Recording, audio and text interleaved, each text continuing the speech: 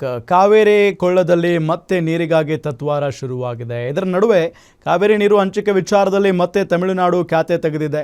Supreme court ಆದೇಶದ ಅನ್ವಯ ಪ್ರತಿ ವರ್ಷ ನಿಗದಿತ ಪ್ರಮಾಣದಲ್ಲಿ ಕಾವೇರಿ ನೀರು ಹರಿಸಿದರೂ ಸಿಎಂ ವಿಜಯ್ ನೇತೃತ್ವದ ತಮಿಳುನಾಡಿನ ಹೊಸ ಸರ್ಕಾರ ತಗಾದೆ ತೆಗೆದಿದೆ. ತಮಿಳುನಾಡಿನಲ್ಲಿ ಇಂದಿನಿಂದ ವಿಧಾನಸಭೆ ಅಧಿವೇಶನ ಆರಂಭ ಆಗಿದ್ದು, ಜಂಟಿ ಅಧಿವೇಶನ ಉದ್ದೇಶಿಸಿ ರಾಜ್ಯಪಾಲರು ಮಾತನಾಡಿದರು. ರಾಜ್ಯಪಾಲರ ಭಾಷಣದಲ್ಲಿ ಕರ್ನಾಟಕದ ವಿರುದ್ಧ ತಮಿಳುನಾಡು ಸರ್ಕಾರದ ಈ ಆರೋಪ ಸೇರಿಸಿದೆ. ಕರ್ನಾಟಕ ತಮಿಳುನಾಡಿನ ನೀರಿನ ಪಾಲು ಹರಿಸ್ತಾ ಇಲ್ಲ, ಅದರ ಬದಲಿಗೆ ಕೇವಲ ಹೆಚ್ಚುವರಿ ನೀರನ್ನು ಮಾತ್ರ ಹರಿಸಲಾಗುತ್ತಿದೆ ಅಂತ ಆರೋಪಿಸಿದ್ದಾರೆ. ಜೊತೆಗೆ ಮೇಕೆದಾಟು ಯೋಜನೆ ಕಾರ್ಯಗತಕ್ಕೆ ಯತ್ನ ನಡೀತಾ ಇದೆ. ಈ ಯೋಜನೆ ಜಾರಿಗೆ ಬಂದರೆ ಕೃಷಿ ರೈತರ ಮೇಲೆ ತೀವ್ರ ಪರಿಣಾಮ ಬೀರಲಿದೆ. ಇದನ್ನು ನಿಲ್ಲಿಸಲು ತಮಿಳುನಾಡು ಸರ್ಕಾರ ಅಗತ್ಯ ಕ್ರಮ ಕೈಗೊಳ್ಳಬೇಕು ಅಂತ ಜಂಟಿ ಅಧಿವೇಶನ ಉದ್ದೇಶಿಸಿ ಭಾಷಣದ ವೇಳೆ ಗವರ್ನರ್ ಅರ್ಲೇಕರ್ ಹೇಳಿದ್ದಾರೆ. The students of Tamil Nadu will get world-class education. The Kaveri Delta region is the granary of Tamil Nadu.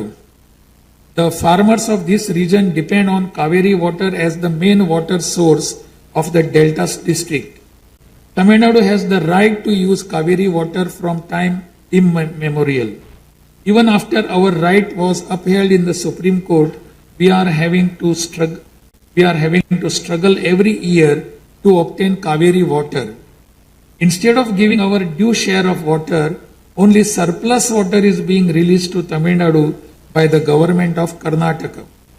In this situation, government of Karnataka is attempting to implement the Mekedatu project. If this project is implemented, agricultural production as well as farmers' livelihood will be severely affected. This government is taking necessary legal measures to halt this and to get water for Tamil Nadu at the right time. ಇನ್ನು Tamil Nadu governor ಇದೇ ವಿಚಾರಕ್ಕೆ ಮಾತನಾಡಿರೋದು. ಈಗ Tamil Nadu governor ಏನು ಹೇಳಿದ್ದಾರೆ ಅದಕ್ಕೆ ಸಂಬಂಧಪಟ್ಟಂತೆ CM DK. Shivakumar ಅವರು ಕೂಡ ಪ್ರತಿಕ್ರಿಯೆ ಕೊಟ್ಟಿದ್ದಾರೆ. ಮೇಕೆದಾಟು ಯೋಜನೆ ಕರ್ನಾಟಕ ರಾಜ್ಯಕ್ಕಿಂತ ತಮಿಳುನಾಡಿಗೆ ಹೆಚ್ಚು ಅನುಕೂಲ ನೀಡಲಿದೆ. ತಮಿಳುನಾಡು ಪಾಲಿನ ನೀರನ್ನು ಬಿಡಲು ನಾವು ಸಿದ್ಧರಾಗಿದ್ದೇವೆ. ಈ ಬಗ್ಗೆ ಸುಪ್ರೀಂ ಕೋರ್ಟ್ ಆದೇಶವೂ ಇದೆ. ಈ ಯೋಜನೆ ತೀರ್ಮಾನವನ್ನು ಕೇಂದ್ರ ಜಲ ಆಯೋಗ ಮಾಡಬೇಕು ಅಂತ ಕೋರ್ಟ್ ತಿಳಿಸಿದೆ. ನಾವು ತಮಿಳುನಾಡಿನ ರೈತರ ಹಿತವನ್ನು ಕಾಪಾಡಬೇಕು. ಇದು ಸಮತೋಲಿತ ಜಲಾನಯನ. ಇಲ್ಲಿ ಒಂದೇ ಒಂದು ಬಕೆಟ್ ನೀರನ್ನು ನೀರಾವರಿಗೆ ಬಳಸುವುದಿಲ್ಲ. ಬೆಂಗಳೂರು ನಗರದ ಕುಡಿಯುವ ನೀರು ಪೂರೈಕೆಗೆ ಮಾತ್ರ ಬಳಸಲಾಗುತ್ತೆ ಅಂತ ಹೇಳಿದ್ದಾರೆ. ಖಂಡಿತ ಯಾವಾಗ ಬೇಕಾದ್ರೂ ಅವ್ರ ಜೊತೆ ಕೂತ್ಕೊಂಡು ಮಾತಾಡೋಕ್ಕೆ ಸಿದ್ಧ ಇದ್ದೀನಿ. ನನಗೆ ಯಾವ ತಕರಾರಿಲ್ಲ. ತಮಿಳ್ನಾಡು ಇರ್ಬೋದು, ಕರ್ನಾಟಕ ಇರ್ಬೋದು, ನಾವೆಲ್ಲ ಭಾರತೀಯರು. ಒಂದೇ ನದಿ, ಒಂದೇ ನೀರು ಕುಡಿಬೇಕಾದವರು. ಕಾವೇರಿ ನೀರು ವ್ಯವಸಾಯಕ್ಕೂ ಬೇಕು, ಕುಡಿಯೋ ನೀರಿಗೂ ಬೇಕು, ಪ್ರಾಣಿ ಪಕ್ಷಿಗೂ ಬೇಕು, ಎಲ್ಲರಿಗೂ ಬೇಕು, ಎಲ್ಲ ಇಂಡಸ್ಟ್ರೀಸ್ಗೂ ಬೇಕು. ಸೊ ಇವತ್ತು ತಮಿಳ್ನಾಡಿಂದ ಎಷ್ಟೋ ಜನ ಬಂದು ಇಲ್ಲಿ ವೃತ್ತಿ ಮಾಡ್ತಾ ಇದ್ದಾರೆ. ಇಲ್ಲಿಂದ ಹೋಗಿ ಅಲ್ಲಿ ವೃತ್ತಿ ಮಾಡ್ತಾ ಇದ್ದಾರೆ. ನಾವು ಅದಕ್ಕೆ ಬೇರೆ ಮಾಡೋಕ್ಕಾಗ್ತದ? ನಮಗೆ ಇಷ್ಟ ಇಲ್ಲ. ಈ ಪ್ರಾಜೆಕ್ಟು ತಮಿಳ್ನಾಡವ್ರಿಗೆ ಜಾಸ್ತಿ, ಕರ್ನಾಟಕನ ಏನಪ್ಪ ಅಂದರೆ ಬ್ಯಾಲೆನ್ಸಿಂಗ್ ರಿಸರ್ವ್ ಮಾಡೋದ್ರಿಂದ ಏನು ಕಷ್ಟ ಕಾಲದಲ್ಲಿ ಅವ್ರಿಗೆ ನೀರನ್ನು ಏನು ನಾವು ಕಂಪಲ್ಸರಿ ಕೊಡಬೇಕು, 177 TMC ನೀರು ಕೊಡಬೇಕು. ಆ ನೀರನ್ನು ಅವ್ರಿಗೆ ಕೊಡ್ತೀವಿ.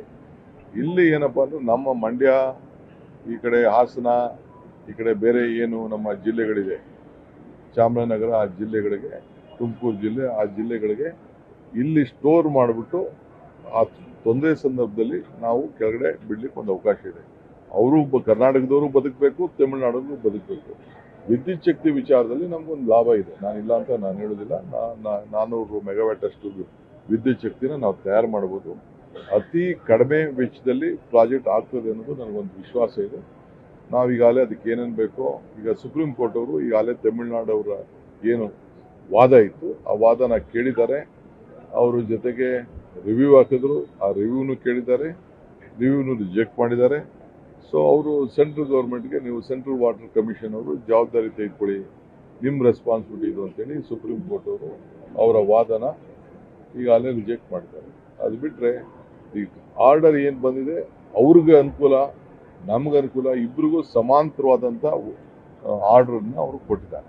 ಅವರು ರಾಜಕೀಯವಾಗಿ ಅವರ ಸುಪ್ರೀಂ ಕೋರ್ಟ್ ತೀರ್ಪಿನ ಪ್ರಕಾರ ಕರ್ನಾಟಕವು ಸಾಮಾನ್ಯ ಮಳೆಯ ವರ್ಷದಲ್ಲಿ ತಮಿಳುನಾಡಿಗೆ ಬಿಳಿಗುಂಡ್ಲು ಜಲಮಾಪನ ಕೇಂದ್ರದ ಬಳಿ ಒಟ್ಟು 177.25 TMC ನೀರನ್ನು ಬಿಡಬೇಕಾಗುತ್ತದೆ. ಇದಕ್ಕೂ ಮೊದಲು ಕಾವೇರಿ ನ್ಯಾಯಾಧೀಕರಣವು 192 TMC ನೀರು ಬಿಡೋದಕ್ಕೆ ಆದೇಶಿಸಿತ್ತು. ಆದರೆ ಸುಪ್ರೀಂ ಕೋರ್ಟ್ ಕರ್ನಾಟಕದ ಕುಡಿಯುವ ನೀರಿನ ಅಗತ್ಯವನ್ನು ಪರಿಗಣಿಸಿ ಕರ್ನಾಟಕದ ಪಾಲನ್ನು 14.75 TMC ಹೆಚ್ಚಿಸಿತು. ಸೊ ತಮಿಳುನಾಡಿಗೆ ಕಾವೇರಿ ಹಂಚಿಕೆ ಅಂದರೆ ಯಾವ್ಯಾವ ಟೈಮ್ನಲ್ಲಿ ಯಾವ್ಯಾವ ತಿಂಗಳಲ್ಲಿ ಎಷ್ಟೆಷ್ಟು ಹಂಚಿಕೆ ಮಾಡಬೇಕು ಅನ್ನೋದು ನೀತಿ ನಿಯಮ ಇದೆ. ಜೂನ್ ಅಂತ ಬಂದಾಗ 9.19 TMC ನೀರನ್ನು ಕೊಡಬೇಕು ತಮಿಳುನಾಡಿಗೆ. ಜುಲೈ ಅಂತ ಬಂದರೆ 31.24 TMC ನೀರನ್ನು ಹರಿಸಬೇಕು. ಇನ್ನು ಆಗಸ್ಟ್ ತಿಂಗಳಲ್ಲಿ 45.95 TMC, ಸೆಪ್ಟೆಂಬರ್ನಲ್ಲಿ 36.76 TMC, ಅಕ್ಟೋಬರ್ನಲ್ಲಿ 20.22 TMC, ಇನ್ನು ನವೆಂಬರ್ನಲ್ಲಿ 15 TMC, ಡಿಸೆಂಬರ್ನಲ್ಲಿ 7.31 TMC ಇಷ್ಟು ನೀರನ್ನು ಪ್ರತಿ ತಿಂಗಳು ಹರಿಸಬೇಕಾಗುತ್ತೆ. ಅದು ಕೋರ್ಟ್ನ ಆದೇಶ. ಇನ್ನು KRSನ ಸ್ಥಿತಿಗತಿ ಸದ್ಯಕ್ಕೆ ಹೆಂಗಿದೆ? ನಮ್ಮ ಬೆಂಗಳೂರಾಗಿರ್ಬೋದು, ಇಡೀ ಹಳೆಯ ಮೈಸೂರು ಭಾಗದಲ್ಲಿ KRS ನೀರು ಭಾಳ ಇಂಪಾರ್ಟೆಂಟು. ಸೊ ಕಳೆದ ವರ್ಷ ಇದೇ ವೇಳೆ 109.60 ಅಡಿಗಳಷ್ಟು ನೀರು ಸಂಗ್ರಹ ಆಗಿತ್ತು. ಆದರೆ ಈ ವರ್ಷ ಕೇವಲ 81.34 ಅಡಿಯಷ್ಟೇ ನೀರಿದೆ. ಹಿಂದಿನ ವರ್ಷಕ್ಕೂ ಈಗಿನ ಪರಿಸ್ಥಿತಿಗೂ ಬರೋಬ್ಬರಿ 28.26 ಅಡಿಗಳಷ್ಟು ನೀರು ಕಡಿಮೆ ಇದೆ. 2019ರಲ್ಲಿ ಇದೇ ವೇಳೆ ಜಲಾಶಯದ ನೀರಿನ ಮಟ್ಟ 80.14 ಅಡಿಗೆ ಇಳಿಕೆಯಾಗಿತ್ತು. 49.452 TMC ಅಡಿ ನೀರು ಸಂಗ್ರಹ ಸಾಮರ್ಥ್ಯವುಳ್ಳಂಥ ಜಲಾಶಯ ಇದು.